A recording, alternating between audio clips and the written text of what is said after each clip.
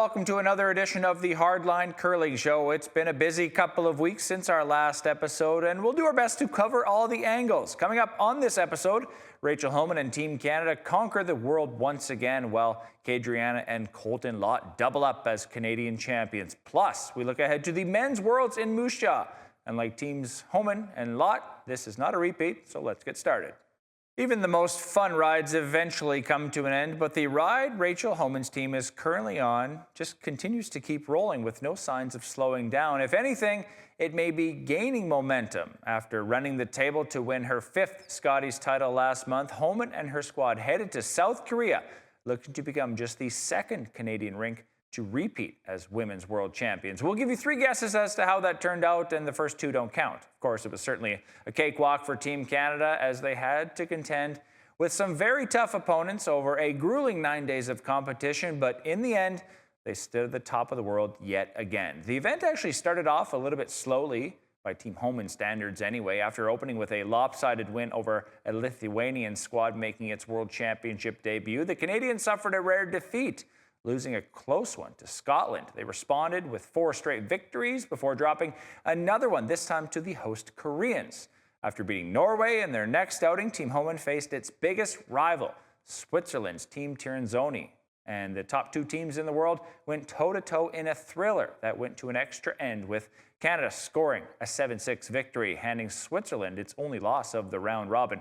The Canadians, meanwhile, would close out the round robin with 3 more wins to finish at 10-2, tied with Korea for 2nd place behind the Swiss. But due to the loss to the Koreans, Canada ultimately placed 3rd. That meant they had to play a qualification game where, as luck would have it, they would meet Scotland. And this time, Team Canada would not mess around, scoring 4 in the 2nd end and 3 more in the 4th, en route to a 10-4 win. The vengeance theme continuing in the semifinals as they faced none other than Korea for a spot in the gold medal game, and it came right down to the wire. An extra end, in fact, with Homan taking advantage of last rock to secure a 6-5 victory. Their opponent in the final, of course, it had to be Switzerland, winners of 4 straight world titles themselves before losing to Team Homan in last year's championship draw.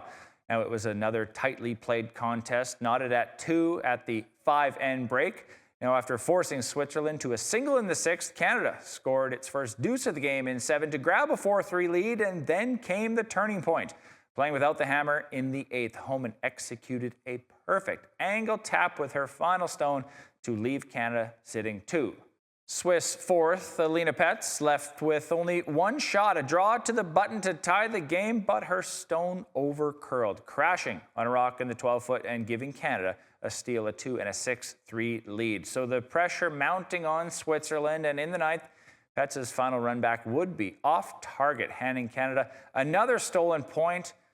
And that was it, as the Swiss decided to shake hands, conceding the 7-3 victory for Team Homan to claim their 2nd straight world title. So Rachel Homan, Tracy Fleury, Emma Miskew, and Sarah Wilkes becoming just the 2nd Canadian foursome to repeat as women's world champions, joining the legendary Sandra Schmirler rink, which accomplished the feat in 1993 and 94. It's also the 3rd world championship overall for Homan and Miskew, who won their first in 2017 with Lisa Weigel and Joanne Courtney. Also of note, the win officially confirms Canada's berth in next year's Olympic Games, while Switzerland, bronze medalist China, Korea, Denmark, Great Britain, and Sweden will also join host country Italy in the field as a result of their performance at the Worlds. Notable nations still on the outside looking in include the United States and Japan. However, 2 remaining spots in the Olympic tournament are still up for grabs. Those will be decided at a final qualifying event,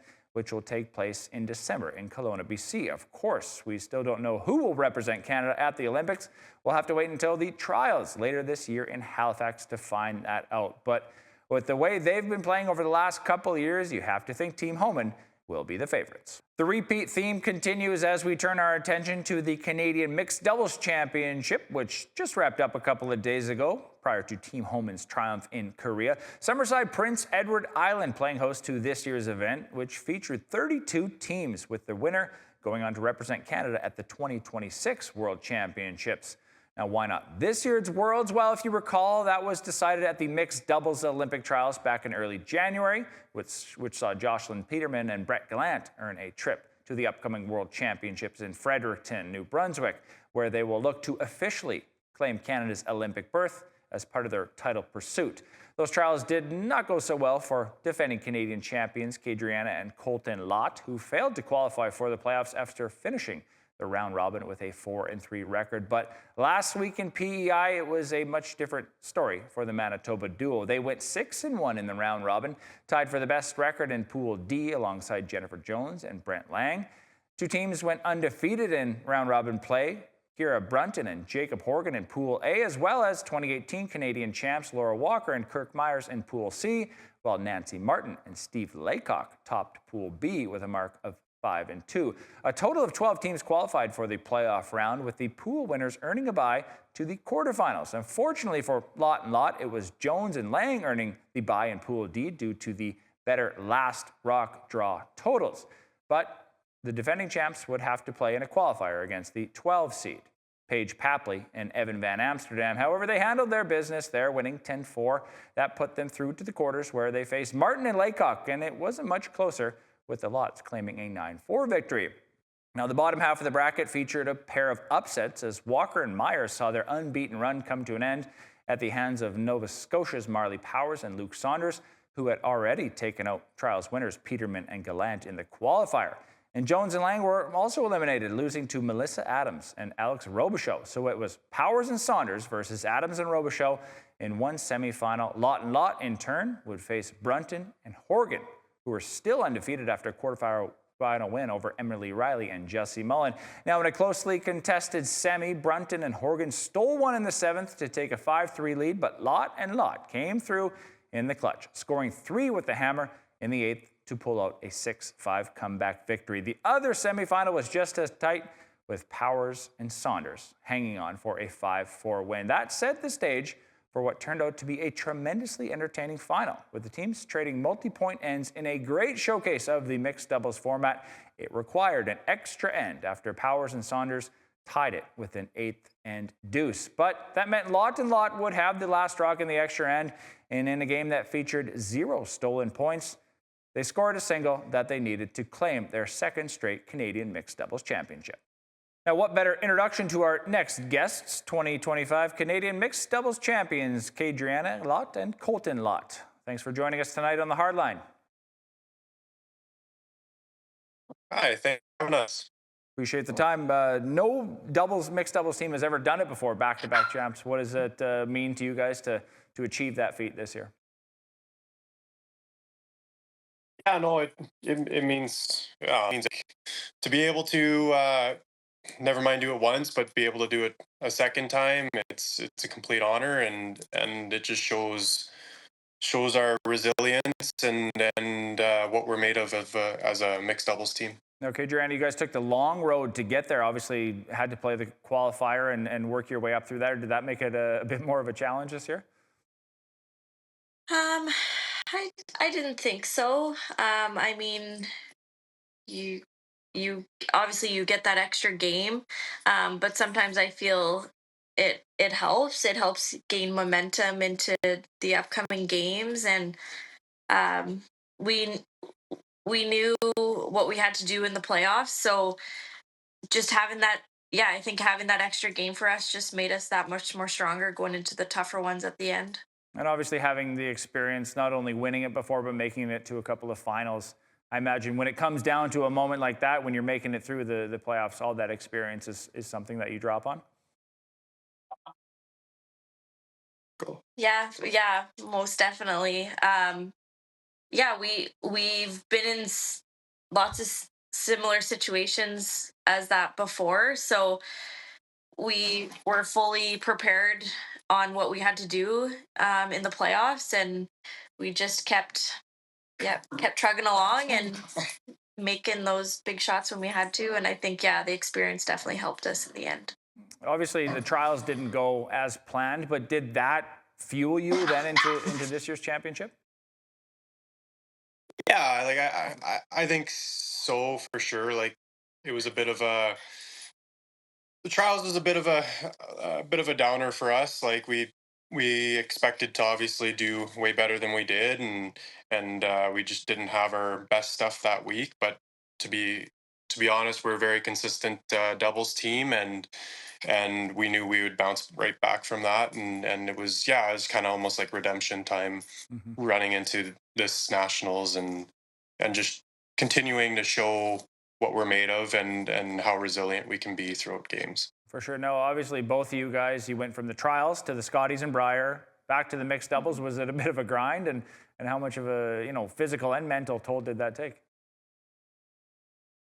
Yeah, it wasn't the this year, it wasn't the easiest thing for me personally, just because of losing the Briar final, and Mhm. then just a week later, it was just kind of switching that switch, and trying to focus everything on doubles. It wasn't definitely wasn't the easiest thing, but you know what, the best of players are able to do it, and I was very happy, like once we got into Prince Edward Island and started practicing, like my mind was totally focused on what we were doing out there, and just that transition ended up being really good Mhm. And in the long Kadriana, run. obviously, you guys, as part of Team Saskatchewan with Nancy Martin, you didn't necessarily make it to the final, but you guys had a great result at the Scotties. Again, then you had to switch and focus in on the mixed doubles. What was that like? Yeah, no, it was good. I mean, first Scotties for me. So it was pretty exciting to be there, obviously. And yeah, switching to mixed doubles, I said to one of my coworkers when I left, I said, "Yeah, I'm a little nervous. I mean, we haven't played mixed doubles in quite some time, but as soon as you get on the ice and you get throwing those rocks in those certain spots, it's just like riding a bike. And I mean, playing with Colton, it's always um, gonna feel normal out there. So I felt pretty confident going into the week, and I knew, yeah, we've been there before, so I knew we were going to have a good week. We had good mindsets. We felt comfortable, and I mean, it's always nice to travel with one another, so that helps us as well. For sure. What's the biggest thing that you guys need to change when you go from that four-person to the mixed doubles? Like, is it a mental thing? Obviously, you're still throwing a rock down the ice, but is it a mental hurdle in terms of setting up your different scenarios and how you want to play the game, or is it maybe the sweeping, or what would you say the biggest difference is? I would just say more so that it's with four people, there's four people to depend on throughout like each shot, right? And with doubles, there's only two of you, and I just feel like just the main thing going into doubles, well, and it men's too, you always have that trust, but like, just because there's only two of us and we're trying to all do everything to make the shot, just that full trust in one another, and really leaning on one another and relying on one another to do whatever we can to make those shots that we need to, and then just for the length of the week, and yeah, just leaning on one another is huge. And it's obviously a little bit of a faster game, right? When you're having to sweep a little bit more, and it's a shorter game too, so it just seems to go faster, I imagine. Yeah, it sure does. you uh I mean, yeah, only playing with five rocks, Yeah. and it's fast pace. You get to the sometimes you get to the fourth end break, and you're like, oh, it's break time, and then before you know it, break's done, and you kind of put that mindset on, like, okay, this is the last half, you got to play strong, you got to finish it off. So it's very fast paced. It's a much different game. I think a lot of times in any sport, curling, whatever it may be, we always talk about team chemistry and how is the team going to bond together for such and such a tournament. You guys obviously have great chemistry. How much do you think that helps your on ice performance?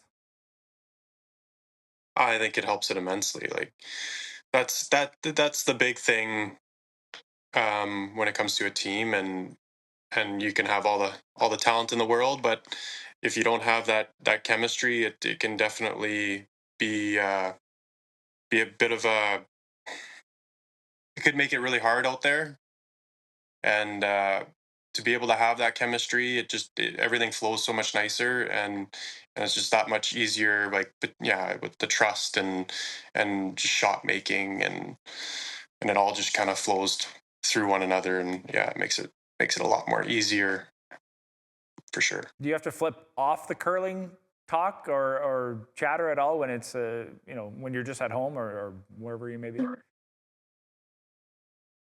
Yeah. I mean, sometimes it can be difficult playing with your partner, but sometimes you have to remind each other that you're still teammates. Yeah, So it's definitely been.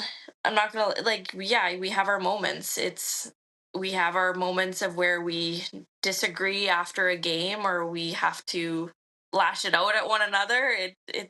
It's gonna happen, but we're pretty good at usually leaving the games on the ice. We chat about them after if we need to, but um, we've come a long way with um, being teammates, such as partners at the same time. for sure. Now, of course, you guys played last year in Sweden at the World Championships. How much are you going to draw on that experience this time around, or I guess in a year from now? Yeah, we're gonna draw a lot from that. Like to be honest, like the way all that ended for us, it didn't really dictate how our week went. Like we played phenomenal all week, and we just had one little slip up at the end and just lost the wrong game at the wrong time. But but yeah, it's just a continued, like now we know what the world event's made of, and we know how to prepare properly and know what we're going to be getting when we go there For sure. Have to you play guys been next told year. where you're going yet? Nope, not yet. I was gonna say I don't think it's been announced. So wherever there is, I guess you'll figure it out once it's Yeah. announced, right? Yeah, oh for sure. Any preference of where the ideal location would be? Uh, I don't know. well, this year it's in Fredericton, so next year I would think it would be maybe Right. overseas. Yeah. But I don't know. I don't know. Anywhere in Europe's always pretty nice, for sure. Yeah, I don't know. Yeah, we've been to Sweden a few times, so it'd be Yeah. nice not to go back to Sweden. But yeah, we're excited for wherever it takes us. It's going to be another experience on our list, and yeah, we're going to have fun with it. I was gonna say you'll be happy wherever they send you, I'm sure.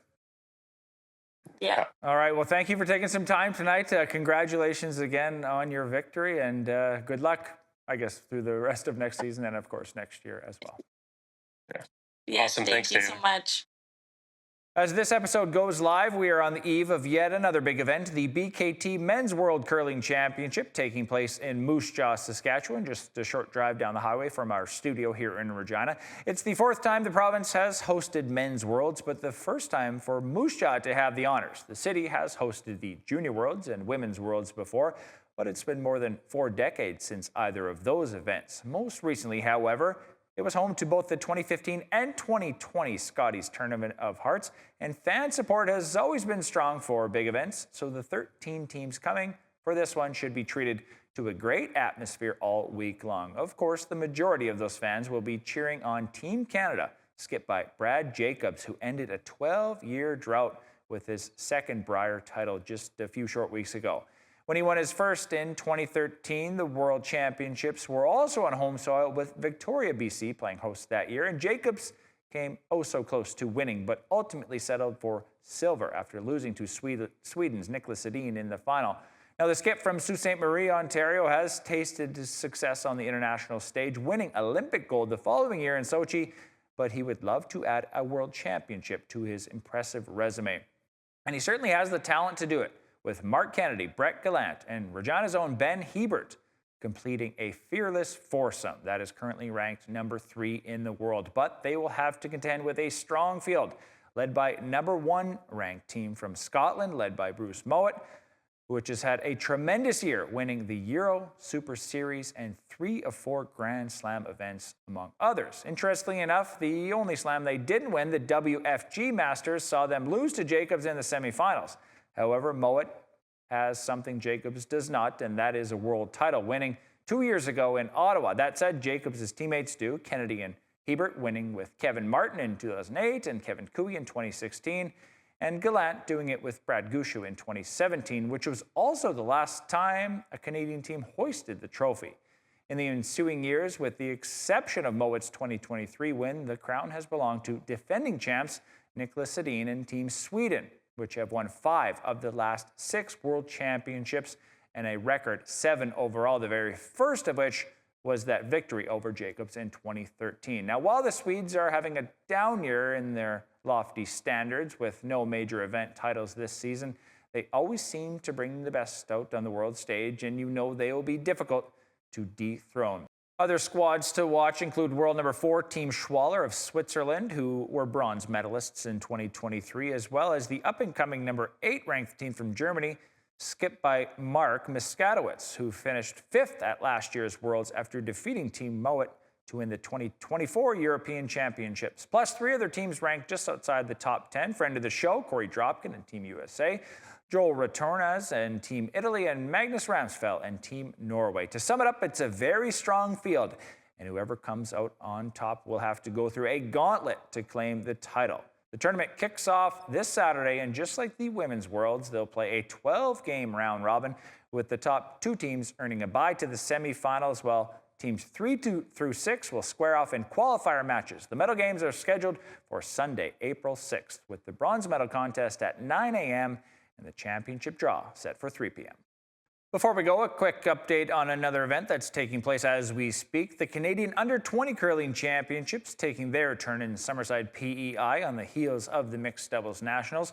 The men's and women's competitions are taking place concurrently at both Gerard Turk-Gallant Arena and the Silver Fox Entertainment Complex. Playoff draws begin on Saturday with the championship game set for Sunday. You can check out Curling Canada's YouTube channel to watch the action, and for all the scores and updates, you can also visit curling.ca/scoreboard. We will let you know how it all went down on our next episode. And that is our show for this week. Thanks again to Kadriana and Colton Lott for spending some time with us. Remember to follow us on Facebook, X, and Instagram, and subscribe to our YouTube channel to keep up with all the latest news. You can also find every episode of the show on Apple Podcasts and Spotify. We will be off next week with our next episode coming your way on April 11th. Until then, thanks for watching and good curling.